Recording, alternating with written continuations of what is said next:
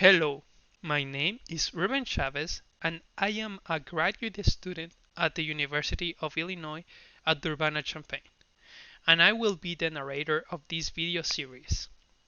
This work was supported by the IFAN's Food Microbiology Committee. Now that we have covered what each of the model inputs are for corn sampling in the previous input, this video will demonstrate how to use the bulk product simulation app for sampling analysis in a grain container. This video will give a walkthrough tutorial using a real-life example by showing the user how to set up the required inputs and tuning parameters for the desired sampling simulation. First, the video will show how to enter the required inputs in the modeling app, then show how to adjust the tuning parameters for sampling simulation, and finally demonstrate how to evaluate the results obtained from the sampling simulation. To start the simulation option for mycotoxin detection in a grain container, the user needs to open the sampling app. Once open, there will be a menu bar at the left side of the user interface. In this menu bar, the user must select Inputs and select Smart Version. Once the Smart Version is selected, a question will pop up asking the user what type of sampling simulation will be performed. For the corn sampling simulation, the user needs to select the option for grains in a bin. Once the grains in a bin is selected, a questionnaire will expand and 15 questions will appear for model setup. Here, the user can input the values according to the desired sampling strategy. In this video, a real-life example will be used to demonstrate how to use the modeling app and how to interpret the results. The first two questions are the dimensions of the grain bin or trailer and the single kernel mass. For this example, we will have a truck with a grain container with a dimension of 3 by 2 by 1.5 meters, and the single kernel mass will be the recommended value of the app, which is 0.3 grams. For the kernel density, we will use the recommended value of 1.28 grams per centimeters cubed, and the type of mycotoxin that we are testing will be aflatoxin. For the regulatory threshold, the user can change the value according to the final purpose of the corn. For this example, we're going to assume that the final purpose of the corn will be for human consumption. Therefore, the regulatory threshold will be 20 parts per billion. The estimated level of mycotoxin contamination in the bin or trailer can be obtained from previous sampling records to determine a representative value of the level of aflatoxin contamination. For this example, we will assume that contamination in aflatoxin is high. Therefore, the value will be 100 parts per billion. Once we selected the estimated mycotoxin level of the grain container, we need to set up the contamination distribution. This refers to the mycotoxin distribution inside the grain container. Generally, mycotoxin contamination is skewed and non-homogeneous.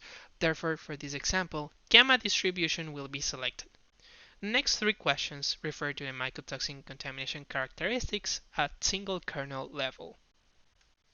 The expected aflatoxin concentration only in the affected corn is generally higher than the overall contamination of the whole container.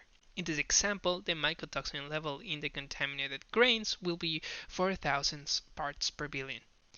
For the lower bound of aflatoxin level in the contaminated grains, we will use a value of 20 parts per billion, and we will assume that we have a cluster that has 10 kernels that are contaminated with aflatoxin. In the next question, the user has the option to estimate the spatial shape of the contaminated cluster of kernels. For the next input, we will use the recommended values provided by the simulation app. Next, in our example, we will use a sampling probe with a diameter of 0.04 meters, and we will select the regulatory sampling strategy, which is the GIPSA option. Once the sampling strategy is selected, the user must select the type of grain container. For this example, we will select truck as our option. The next two inputs will be the homogeneity of corn after sampling and the detection method. In our example, we will assume that the grains have been grinded thoroughly into fine powder. Therefore, the value will be 0.9 for the homogeneity of corn. Then, in our sampling plan, we will utilize ELISA kits as our detection method. Questions 14 and 15 of the application questionnaire are part of the iteration section. This section will allow the user to select the number of times the modeling will replicate the intended sampling strategy and compare how different parameters could affect the probability of acceptance of a tested lot. To simulate the sampling strategy, the user needs to input appropriately the values for these two questions to finish the setup for the simulation. The first question for the iteration section is the number of iterations for the simulation. In other words, it is the number of times the model will be simulated to obtain the probability of mycotoxin detection. For question 14, a higher value of iterations, usually more than 100, will allow the modeling application to create and test the sampling strategy further and obtain a robust analysis of the probability of detection. For a rapid analysis of the sampling strategy, the user can use the value of 25 as the iteration number. The second question requires the user to set up the parameters that will be compared and analyzed according to the sampling strategy inputs. These parameters are used to visualize and compare the efficacy of the inputs using the simulated model strategy. For the corn sampling simulation, the modeling app has three parameters that can compare how different metrics affect the sampling strategy and the probability of acceptance of the tested container. These parameters are the overall mycotoxin level of the container, the number of kernels present in the contaminated cluster, and the sampling strategy. For question 15, the user has the option to select 0, 1, or 2 for the comparison parameters using the model evaluation. If the user selects option 0, the model will only iterate the model according to the inputs of the sampling plan for questions 1 to 13. Option 1 and option 2 give the user the option to compare one or two sets of parameters for comparing sampling scenarios. This gives the user the ability to compare how different sampling strategies or levels of contamination or how both affect the sampling strategy.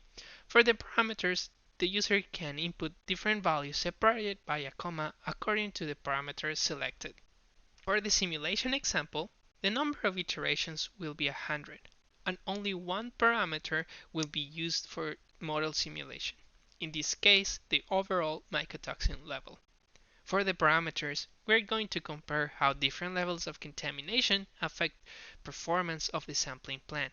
We'll compare the performance of the sampling plan with different values of mycotoxin level.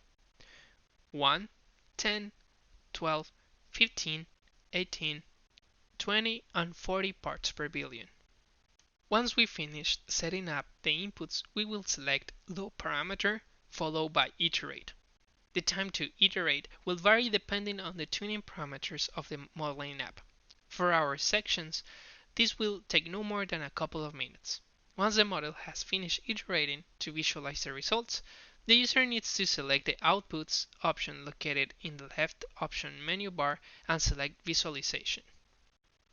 For corn sampling simulation, the model will output a linear plot that demonstrates the probability of acceptance of the corn container according to the parameters used in the model.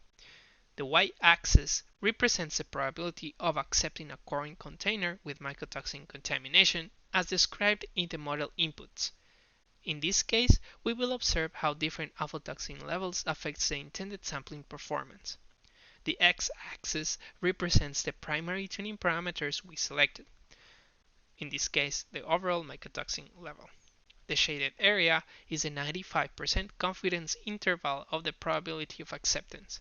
The output figure can be used to evaluate the performances of the simulated sampling strategy. From this figure, we can see large declines in the probability of acceptance as the level of contamination increases, but there is relatively little impact of increasing from 15 to 40 parts per billion of aflatoxin contamination. After outputs visualization, the user can download the values behind the visualization results. To download the values of the simulated sampling strategy, the user needs to select the Output option, located in the menu bar at the left side of the application. Then select Data Export, followed by Download. The application will download a spreadsheet that contains the mean values for the simulated sampling strategy. The Excel spreadsheet will have the mean values for the probability of acceptance of the corn container and the probability of detection of mycotoxin contamination according to the comparison parameters used in the tuning section.